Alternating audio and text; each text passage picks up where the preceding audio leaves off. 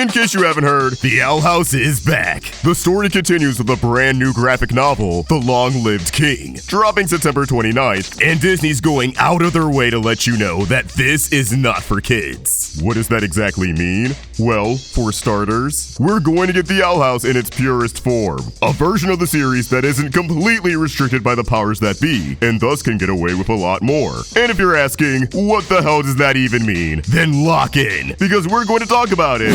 For a quick recap, The Long-Lived King is set 2 years after the events of Watching and Dreaming, save for the epilogue, in which case, it's set 2 years beforehand. This is a story centered around King, as he pretty much has an existential crisis over the realization that, since he's a Titan, he's going to outlive Eda and Luz. Not wanting that to weigh him down, he tries using one of the Collector's devices to wipe his sad memories, Society of the Blind Eye style, but things get messy real quick when he accidentally erases Luz's memories. So King, Collector, and Eda band together to recover Luz's memories and confront their deepest fears along the way. It's going to have a black and white manga approach, which I can't wait to feast my eyes on, especially after getting a glimpse of Don Hand's charming art style. And it's set at 144 pages, which is shorter than your typical manga volume by like 30 to 40 pages or 3 to 4 chapters. I feel like it could take me anywhere from a little over an hour to 2 hours to get through a manga volume if I'm reading it all the way through, so I'm expecting this book to be around an hour, maybe an hour and a half to get through in one sitting. It all depends on how dialogue heavy the pages are. And you know, if you actually read all the text on the page and not just skim. Let's try not to just absorb the hype moments in aura and actually engage with what the story is trying to tell us. I think that's a great length though. Throw on the soundtrack and imagine the characters' voices in your head as you read, and it'll pretty much feel like another special akin to the season 3 trilogy. And that'll make it something that's easy to revisit. Sometimes you might want to reread a book, whether that's a novel or a comic, but the length will intimidate you. I think having something that's light and serves as a complete story will make it more enticing to give it a few reads. With that said, we haven't had too many updates on The Long-Lived King until last week, when a new cover for the book popped up online that I believe is an alternative as opposed to a replacement, and it has a few things that caught my eye. While the previous cover art was pretty busy and featured the whole cast of characters in their new digs, with the standout being Amity wearing a dress that in recent months I've learned might be related to Arborgeist, a witch holiday that would have been explored in an unproduced season 1 episode where Eda and Luz wore similar accessories to Amity here. The new cover tells us like 0.2% more about the story as we see King and Eda making the trek to the knee of the Isles. And I'm really curious as to why, because the appeal of the knee was that it was rich in Papa Titan's residual magic and was mined for his blood. But since he's completely dead and glyphs no longer work, would this still be a viable place for training? And would Eda even bring King here for training? I could see this novel showing us the first time King tapped into his own glyph magic, so maybe something that he and Eda discovers in secret but doesn't show Luz until a couple of years later when he has a better grip on it. But I think it's more likely that they're here to get something that can help recover Luz's memory. Maybe they need goo from a slither beast or something else that it produces so they can use it for a spell. I'm definitely curious to see what's changed about the knee and why they're here. You also may have noticed that Eda is wearing a new outfit, though we can't get the greatest look of it here due to the angle and distance. I'm assuming this also may be related to Arborgeist, as it does seem a little similar aesthetically to Amity's new look. Again though, we can only make out so much. But more importantly, somehow, our goat got injured.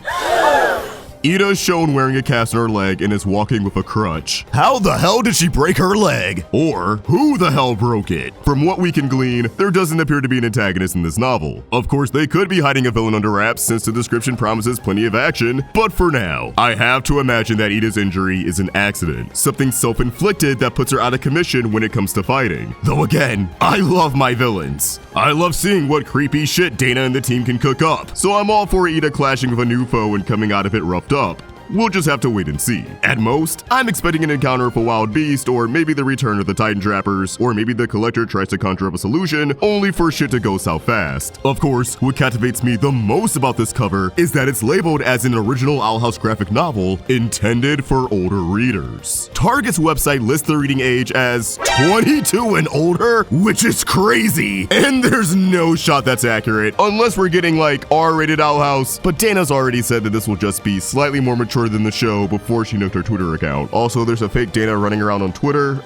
That's not cool, dude. I just want everyone to be informed that Dana's only active on Blue Sky and Instagram. Anyways, I expect this novel to be tailored towards the audience that Dana was always trying to reach on Disney Channel. Older teens and 20-somethings. The demographic of animation fans that don't really have any shows for them. Or at least they didn't before Indie took over. There's also Dana's tweet about being able to tell meaningful stories they couldn't on Disney Channel, and Eda being able to say damn, so we will get some PG profanity. Dialogue that'll help these characters feel like their actual ages. Ideally, not restricted to sounding like kid show dialogue. We can also point to the Book of Phil as a reference for how mature this novel may get, as that was the first book based off a Disney TVA show that was explicitly stated to be for older readers. And while it didn't have anything too outlandish, it definitely felt like a step forward for having the franchise grow up with its fans, being more lax about blood, death, and light swears. I actually would not be surprised if the Owl House's graphic novels pushes the envelope, since the series has inherently darker themes and the groundwork for harder-hitting commentary than Gravity Falls, despite having the cuter aesthetic. Hell, the book is already about King coping with the fact he's gonna witness all of his friends dying, save for the Collector, and like maybe Hootie. They're already off to an intense start. I really am hoping that even if this book doesn't get into it, other installments will dig into commentary and themes that would have been harder to get away with on Disney Channel. We know there's no bigotry on the Isles, but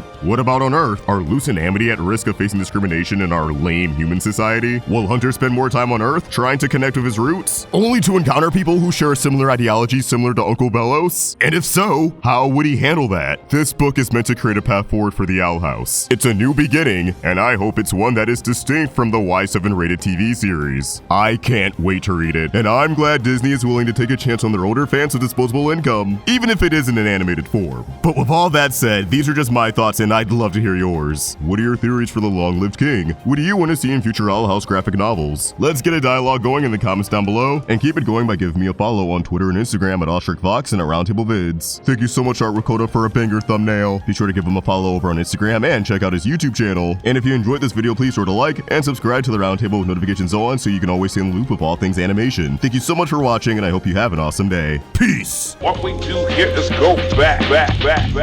Need something to throw on while you draw, study, or sleep? Roundtable Rewind's got you covered. So why not take a stroll down memory lane and subscribe? No one can tell me what to do.